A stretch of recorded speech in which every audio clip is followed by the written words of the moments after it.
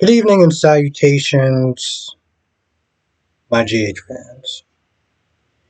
I really do hope that the rumors aren't true about the actor that plays John, because I am liking him more and more each and every day. Just to kind of skip ahead to the previews and the cliffhanger, which is John coming to arrest Christina. Now, there's a point in the previews where it looks like Sonny wants to do something. And John is just like, yo, listen, I got the FBI behind me. What you got? And I'm like, see, this is why I like John. This is why I like John. Because John is not taking smack from nobody. Okay? He don't give a damn if it's Jason, if it's Sonny. And I'm here for it. Now, John, just in case you knew, I'm not calling him Jagger. Okay, if the show did not bother to sit there and try to get somebody to look like the old Jagger, why the hell am I going to sit there and call him Jagger? So that ain't happening. But John comes up with this plan for Ava. And first of all, those pictures, like he said, it really does come down to perspective, right? So on one hand, it can look like Ava pushed Christina out the window. On the other hand, it can look like Ava defended herself from a mad woman, right? He comes up with this string theory, pretty much, saying that in a lot of ways it was true. Christina did come there to confront Ava about being, a witness against Sonny in the custody case. And John is like, no. What she did was she wanted to sit there because he was pretty much like, you're an FBI informant or witness or whatever. And what she was doing, she wanted to sit there and shut down the investigation of Sonny for racketeering. And she wanted to do it by any means necessary. And you just happen to be there to defend yourself. And I've been sitting there saying this from day one, that I'm like, you know what? Those pictures may not be Christina's saving grace. It may actually wind up being her downfall. And like I said in the beginning of the video, she does get arrested by John. Now, TJ, Curtis, and Stella are going over the preparations for the funeral, right? And I think Stella's like, where's Molly at? TJ's like, listen, we've been waiting long enough. Let's just get to it when she gets in and catch up. Molly comes in a little bit later on, and she's like, sorry, listen, I got kind of held up or whatever. And TJ's like, well, you can sit there and tell your boss, such and such and such. And I was like, TJ, I get on one hand, you are going through a terrible loss, right? So I feel for you in that sense. But I'm also just like, if you do not calm your entitled ass down, clocking this woman like she needs to get there like that. Like, well, what took you so long? Like, okay, she does actually have a job. And like Stella said, people deal with grief in their own way, in their own time. And oftentimes, it does not necessarily align with the other person that's grieving. So when he came at her sideways, I was like, bro, if you don't calm that down. And I get that he's angry, he's upset and stuff like that, but so is she. And she does sit there and tell him later on, hey, listen, my way of trying to deal through grief is working through it. No, it's not really working, but that's her attempt at trying to deal with it. Some people don't just often just go straight to therapy or lean on each other. In a perfect world, in a perfect scenario, yes. It doesn't always happen. And I think that TJ needs to start showing her a little bit more grace. Um, anyway, at some point, oh yeah, Christina's able to sit there and carry a baby to term or whatever. Like, she's gonna be good moving forward. Now, she does talk to Sunny, and she's like, "So, what's the update?" Okay, let me put it another. Is Ava still among the land of the living? Why didn't that happen? And Sunny pretty much is like, I don't want her death to be on your soul and on your conscience. Trust me, I'll sit there and deal with it. So while that's going on, Christina runs. I mean, Alexis, after hanging out with Christina, runs into Molly, and they talk for a little bit. She's like, "Hey, listen, I was with TJ and everything," and then she's like, "Listen, I got to get back to doing something that I can't remember." Alexa, aren't you gonna sit there and see your sister? And she was like, "Yeah, I don't think that's a good idea." And she pretty much tells her, like, why couldn't she just sit there and chill? Why did you have to confront Ava? If you didn't do that, we wouldn't be all here right now dealing with the aftermath. If you weren't so impulsive and so reckless, we wouldn't be doing this. But here we are. And so she's angry and upset, and Alexis is trying to play middle ground, which I don't envy that role on any level. But she's like, listen, I get that you're grieving, you're upset, but don't take it on the other person who's also grieving. And then she sees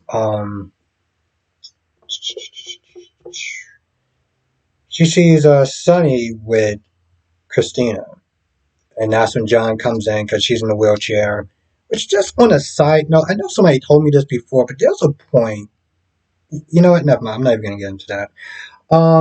Maybe I'll talk about it in the live stream tonight. I don't understand. It's like I was watching another soap opera and they just let this chick just go on crutches with Trip, and I think it was um Wendy, and I'm like, isn't it hospital policy after you're done with something or after you get out from overnight or whatever that you kind of get wheeled out, not just okay, yeah, good. Um, Now there's a point where Scotty comes to get the Clemens guy, tells him that they're going to Spoon Island. Let me get you some snacks or whatever because we're gonna be a while. Like you should have probably worried about that stuff a little bit afterwards, but whatever. So he's like, I'm gonna go get some snacks, whatever. I'll be right back. Now Jason is telling Sonny, hey, listen, we can't sit there and take out a Fed. That's Fed problems you don't want. Let's go about it another way. They're talking or whatever. They get a hold of Brick, and he heads out to go see Clements. Jason managed to get there before Scotty gets back. Because for some odd reason, he felt the need to get snacks. Like, this is not a time sensitive mission, but whatever. Jason comes there and, he does his usual Jason intimidation. And it works. And, the guy pretty much sings like a canary. He does confirm Ava's story. Hey, listen, she knew about the meds being tampered, and she told me to, pretty much kind of give him placebos. And then he does sit there and tell him that it was Valentine that initially wanted to tamper with the medicines. Now he got a name.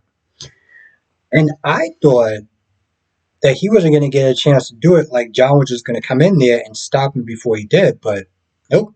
He came there to arrest Christina. Um, I didn't really understand the point of that whole meeting. I really didn't.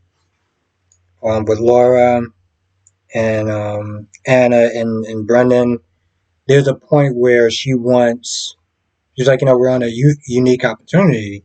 Let's try to get Valentine. And I was like, well, I mean, the thing is, we can't really do too much from, cop level. And, we listen, Charlotte's going to be fine, right? And she turns around and she looks at Brendan. Brendan's like, well, I'm WSB. We tend not to sit there and try to step over the toes of FBI agents when we can or whatever. So Laura has to do something. They start sniping back and forth. Anna's like, well, you know exactly where Valentine's at. And Brendan's like, yeah, you want to confess to Laura that you're the one that gave him a heads up about the FBI coming towards him so you can get away? No? Yeah, I didn't think so. So Laura gets back, they talk a little bit more, and then towards the end, after talking to Anna about Jack and everything and, not trusting him because he's too charming, apparently, um, gets a call and it's from Lulu. So I have a feeling that this is going to be just like Michael. Remember, Michael was in that coma for a while, and eventually, when they decided to bring him back and bring him back as Drew, or the guy name was Drew something, they was like, "Hey, listen, we got to either bring him back now, or he's going to be lost to us forever." And I feel like that's going to be the same thing with Lulu. Um, they do this whole full house moment. I think that's the only best way I can sit there and describe it. Um, are pretty much the adults like Maxie and Mac being like, "Hey, listen, we messed up. You should be able to take the writing lessons." Maxie pretty much like, "I folded because of Mac," and Mac was like, "I did it out of spite because I was angry of Cody," and tells James that Cody is his uncle, and James is totally fine with it. I feel like maybe if this was like Days of Our Lives, he might have been a little bit upset with him. Um, but because he's so young, I guess he was like, "Hey, listen, we're really cool. So, now we're family and everything." So he was over the moon. Um, and so Maxie is going to let him ride with him because at this point, it's like, if I don't do something, he's just going to up and leave again. Maxie, let's start to get a better grip on her kids. Because Georgie was already too much before, years ago, with Austin. I was like, yo, you gotta sit there and kind of set a tone with her. And now James is just running amok or whatever, just disappearing twice. Like, come on, bro. I'm not sitting there saying it's easy, so before anyone sits there and tries to bite off my head, start coming at me all sorts of, yada, yada, yada. I'm not saying it's easy. I'm just not just saying like these kids are getting out of control. You need to find some sort of way to rein it in. Um,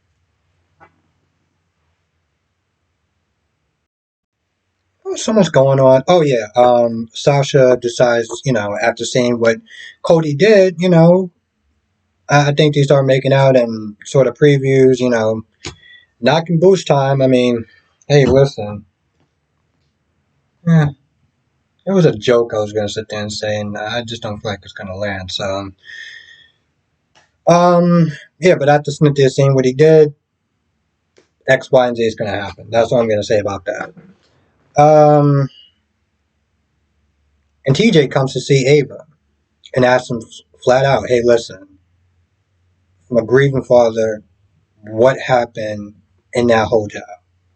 And of course, Ava mixes some truth with mostly lies. The truth was, yeah, she did go there to confront her about testifying against her father. She was mad. But then after that, she starts lying and saying, well, she tried to attack me and everything like that. And TJ, the way that he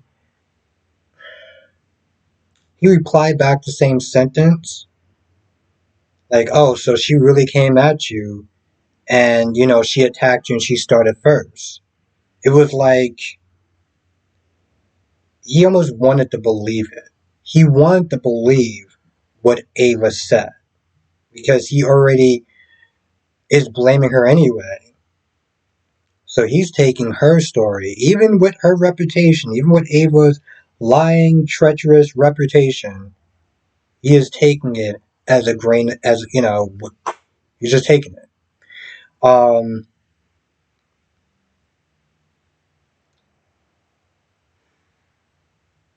I'm sitting there trying to think about this next scene, which wasn't really that much of a big deal. I mean, I'm pretty sure Christina already told Alexis, or maybe she didn't, but she told Alexis, like, hey, listen, I confronted Ava, and I was going to bring up all the dirt and the baggage and everything like that about what she did to our family, specifically Morgan.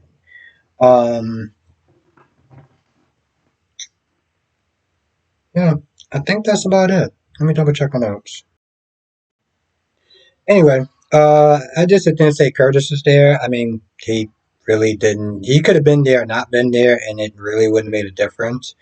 Um, anyway, I feel like that's about it.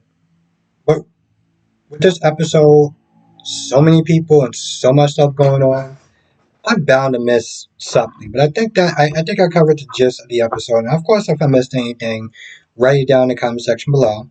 Or come to the live stream tonight, 8 p.m. Eastern, 5 p.m. Pacific. We'll talk about all the shows, General Hospital, Days of Our Lives, Bold and the Beautiful, Young and the Restless. With that being said, I'm going to go. I'll see you in the next video.